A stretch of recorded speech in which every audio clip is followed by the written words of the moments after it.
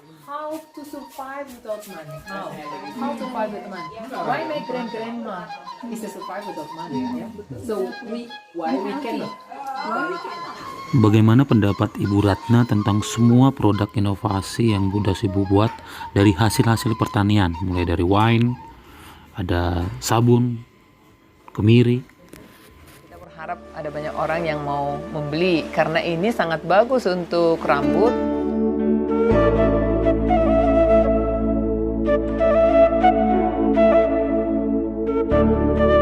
Juga bagus untuk kita pakai untuk tubuh atau mungkin untuk minyak urut, untuk hand body. Proses untuk semuanya dari awal, dari pengambilan sampai penjemuran dan juga pembuatan minyaknya itu kita buat di rumah kita di sini sangat sederhana sekali.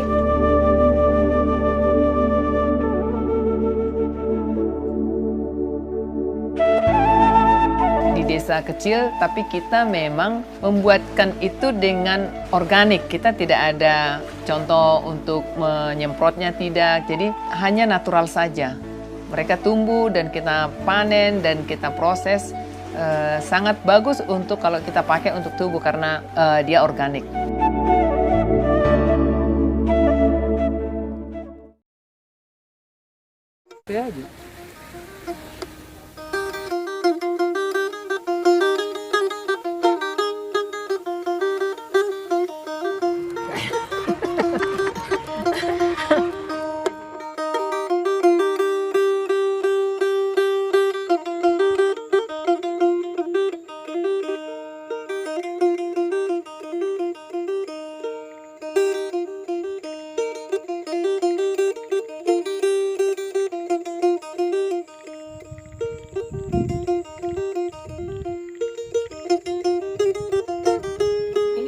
Kita juga ada minyak kemiri, itu juga proses dari hasil dari kebun sendiri. Kita coba membuatnya dengan press langsung, jadi 100% minyak kemiri ya, tidak ada campurannya. Ini bagus untuk rambut dan juga untuk mengganti hand body karena tidak ada kemikal di dalam, jadi sangat soft untuk tubuh ya. Untuk massage juga boleh.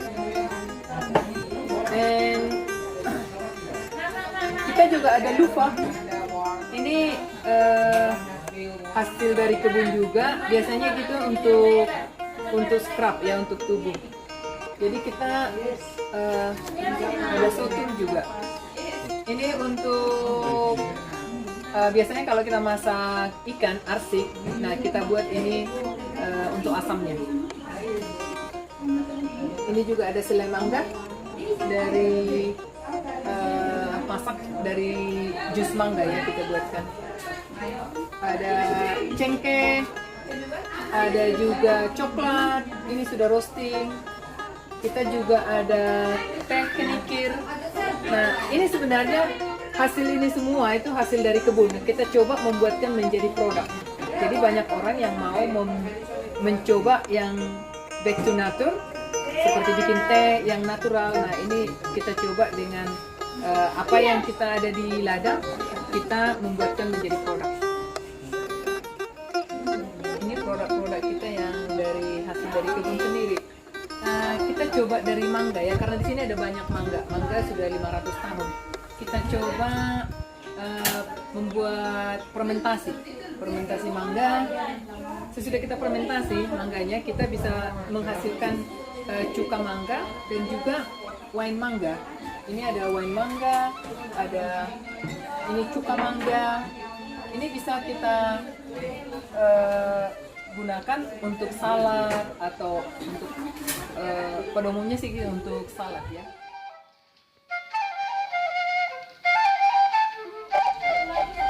Ini fermentasi mangga. Sesudah fermentasi ini bisa menjadi wine dan juga cuka. Nah, sesudah dia sedimennya itu bisa kita buatkan menjadi disuling menjadi hand sanitizer. Jadi kita bisa untuk spraying ya. Juga kita ada sorghum. Sorghum itu free gluten, free sugar. Kita tanam sama seperti jagung ya.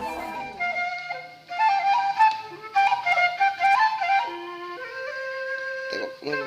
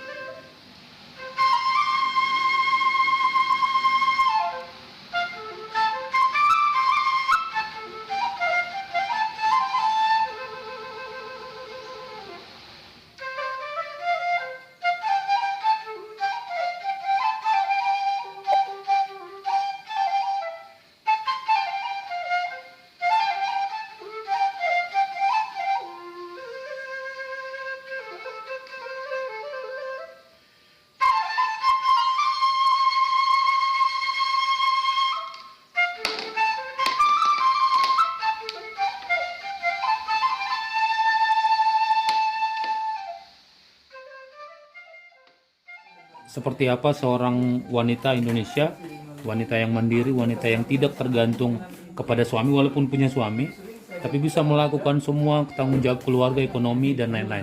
Seperti apa Ibu Ratna melihat sosok seorang wanita di Indonesia? Berbahagialah orang yang punya suami, karena mereka akan kolaborasi. Tapi ketika tidak harus istilahnya kita sebagai wanita, kita juga harus bisa mandiri. Kita bisa mengerjakan apapun yang dikerjakan laki-laki juga kita bisa kerjakan. Tapi kita jangan menunggu suami kita baru kita bisa mulai kerjakan. Istilahnya jangan tunggu suami selesai minum kopi baru kita bisa mengerjakan sesuatu. Jadi kita sudah bisa selesaikan dulu pekerjaan. Apalagi orang Indonesia itu tangguh-tangguh ya. Biasanya mereka nyangkol banyak. Jadi duluan selalu ke ladang dibandingkan suaminya. Itu juga gambaran wanita tangguh Indonesia. Mereka selalu lebih di depan. Kalau bagian petani kurasa selalu wanita yang duluan. Seperti apa Ibu Ratna melihat tanggung jawab seorang perempuan terhadap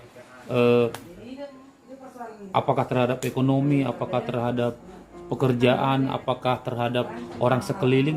Pokoknya seperti apa wanita? Apakah wanita harus tergantung kepada laki-laki, kepada suami, atau seperti apa?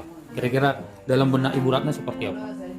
Kalau saya sebagai wanita, menurut saya tidak pernah perlu harus menunggu. Walaupun suami saya ada, tapi saya tidak harus menunggu dia baru saya bisa kerjakan gitu loh. Jadi apa yang bisa saya kerjakan. Ketika kita bilang kita lemah, ya kita akan lemah. Tapi ketika kita bilang kita mampu, kita bisa kok. Jadi apa yang bisa kita kerjakan. Kalau memang ada orang yang bisa menunggu atau membantu atau suami kita. Seperti apa Ibu Ratna melihat sosok wanita, terutama seorang istri? Artinya kan wanita berbeda ketika menjadi seorang istri. Artinya ada suami, ada ikatan, artinya ketika melakukan sesuatu itu seperti apa sebenarnya tanggung jawab wanita dalam keluarga dan masa depan? Saya mungkin lebih melihat ibu saya ya, karena ibu saya itu sudah ketika saya umur 4 tahun saya sudah ditinggal ayah. Jadi kami anak-anaknya banyak dan masih waktu itu anak pertama itu masih baru tamat SMEA. Jadi belum bisa, padahal adiknya masih banyak lagi gitu kan. Jadi mama itu berusaha untuk mandiri. Jadi bisa memenuhi kebutuhan anak-anaknya dan juga dia berjuang untuk itu. Nah, itu mungkin salah satu inspirasi untuk saya, mama saya, karena dia tidak pernah berhenti untuk bekerja, tidak pernah misalnya minta tolong ke anaknya harus bagaimana, tapi dia berjuang sampai anaknya ini bisa sekolah, paling tidak tamat SMA lah ya. Anak-anaknya bisa tamat semua SMA. Nah, itu mungkin dari saya, jangan kita menunggu orang lain kalau kita masih mampu. Jadi juga jangan kita bilang kita tidak mampu. Ketika kita dalam keadaan apapun, kalau kita berusaha, kita bisa mampu. Ya, walaupun contoh jalan ke bandara atau kemana, saya tidak pernah menyentuh tisu. Karena saya menganggap bahwa di sini ada banyak kuman di tisu itu. Jadi saya bawa sendiri microfiber.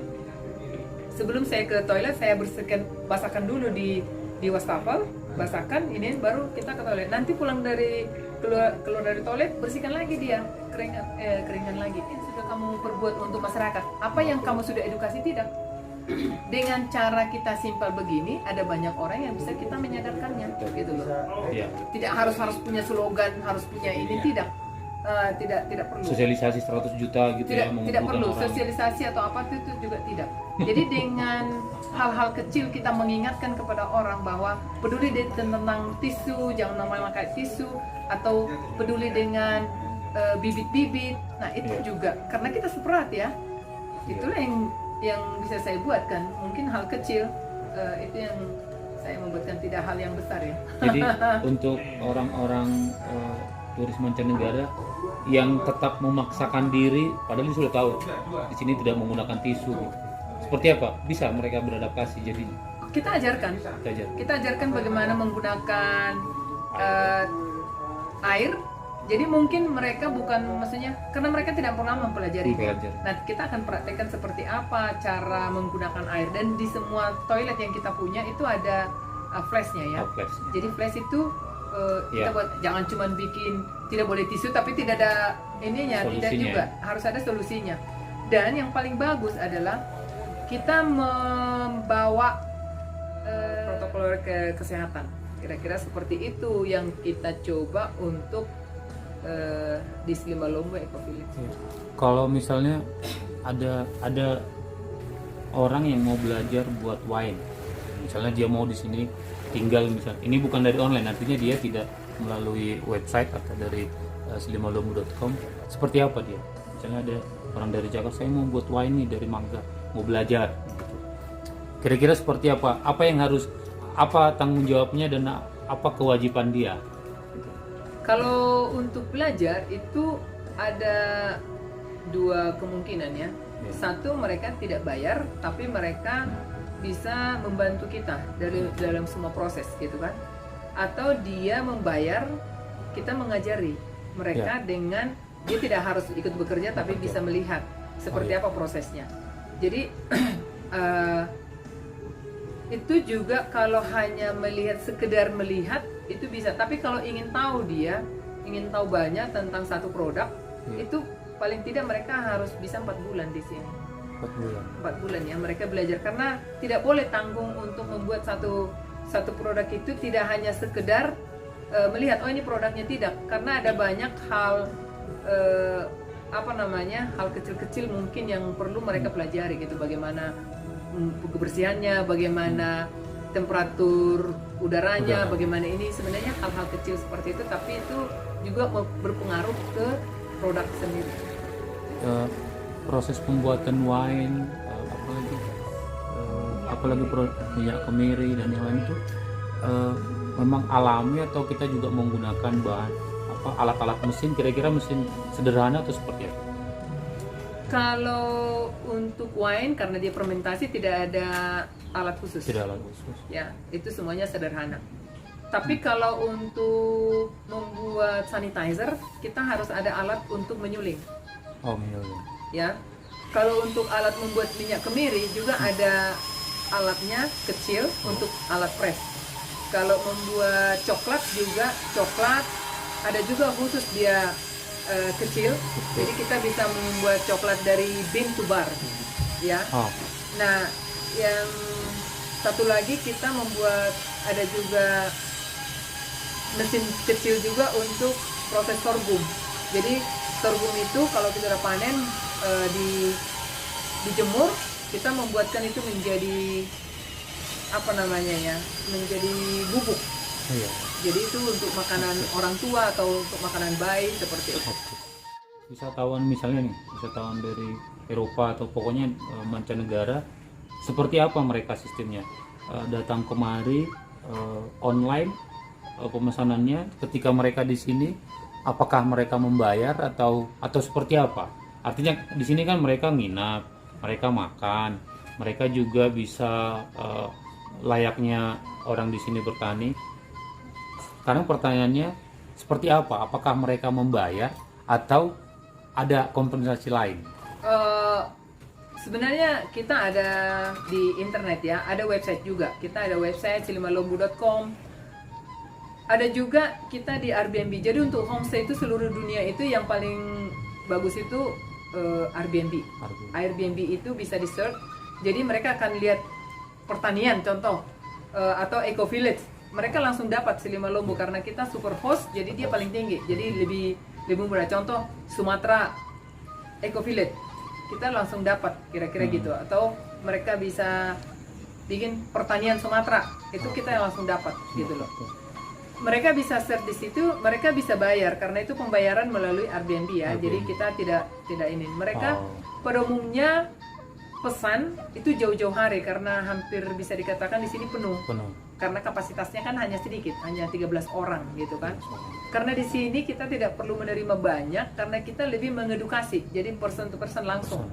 Jadi kita mengedukasi, lebih bagus sedikit-sedikit mereka supaya bisa kita mengedukasi. Kalau sekali banyak agak sulit kita mengkontrol masing-masing tertarik di mana. Kan gitu kan, kita ngajarinya tertarik di produknya kah, di bersauna kah, atau di pertaniannya kah. Ada banyak mereka berbeda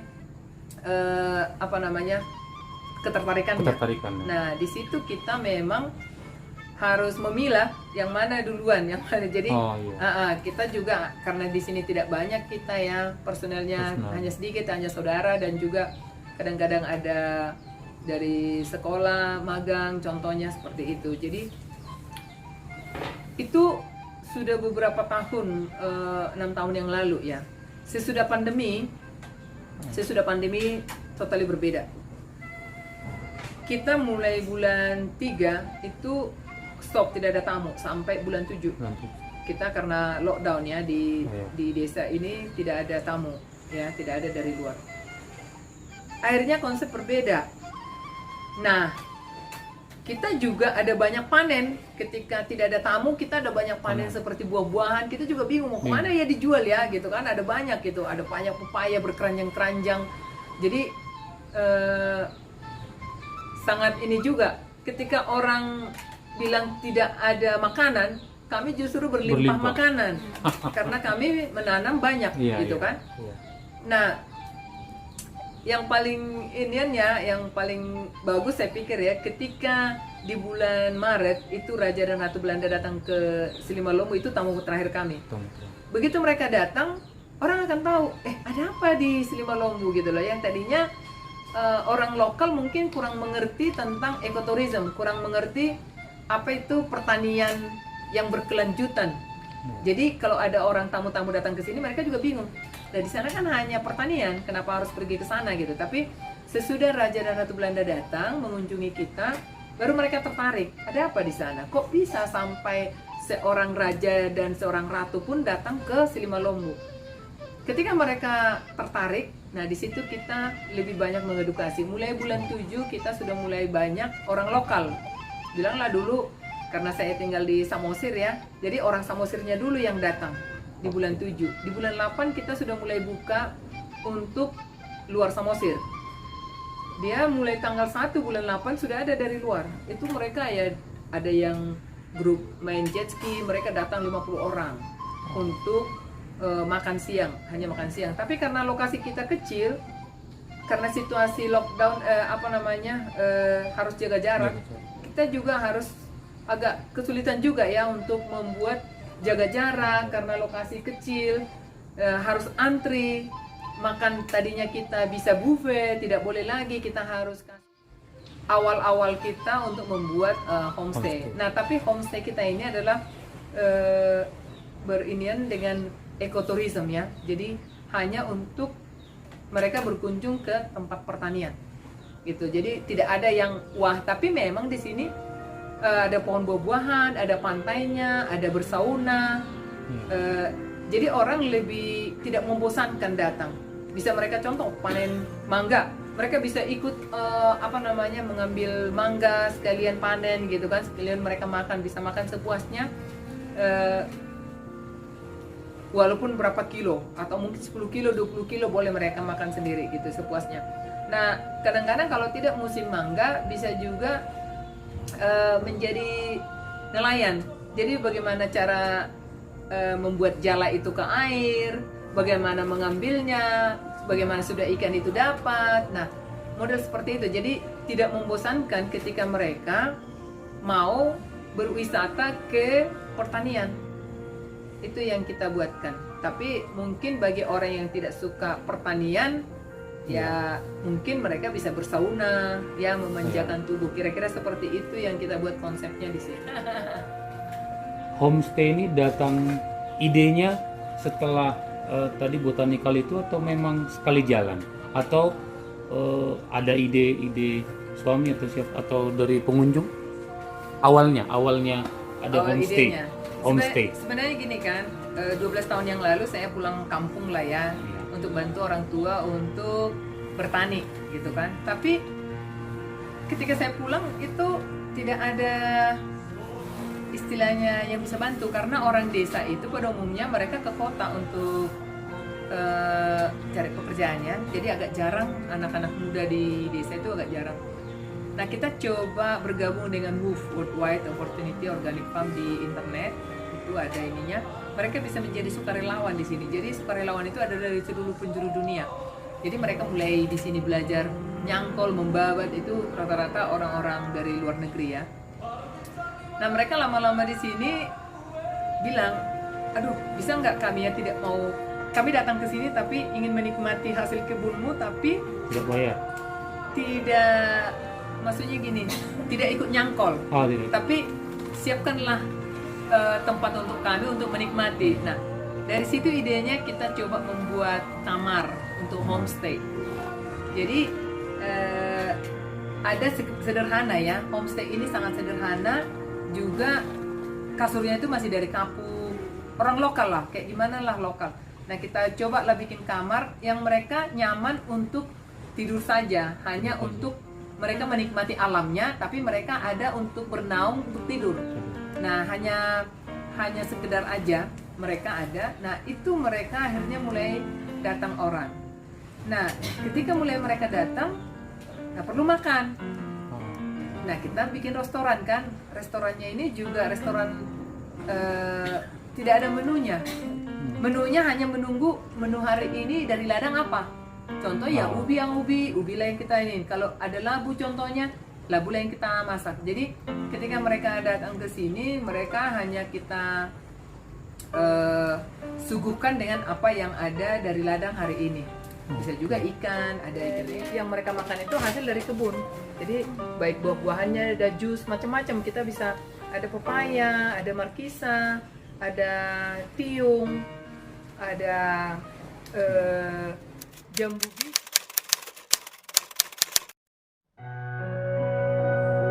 Apa yang kau rasakan setelah mengenal seseorang, setelah berdiskusi, setelah berbicara? Apa yang timbul dalam pikiran itu? Okay, so first of all, ini kunjungan pertama saya ke sini. So I did not expect at all sebenarnya akan menemui apa ya, a complete present, a complete gift where kita bisa menemukan apa ya, people are living from nature, and then we can make it commercially. We can make living from this nature, and then maybe the most important is how inspirational Opung is. I will call you Opung. Menurut saya sangat menginspirasi. Apa ya? Kan kita banyak, termasuk saya, punya banyak ide, gagasan gitu yang mau ini mau itu, but then we don't have enough break to start it. Then after listen to the story, Opung story, and then ternyata kita bisa lakukan. And satu poinnya adalah we just do that. Do not need in a high educational level. For example, you don't have to be a PhD. You don't have to be maybe a graduate gitu ya, yang lulusan university to start things, but you may want to do it and learn. Apa yang itu lihat atau dalam pikiran itu tentang seorang Ratna Gultom? Dia seorang wanita yang hebat, yang banyak menginspirasi para wanita yang ada di sekitar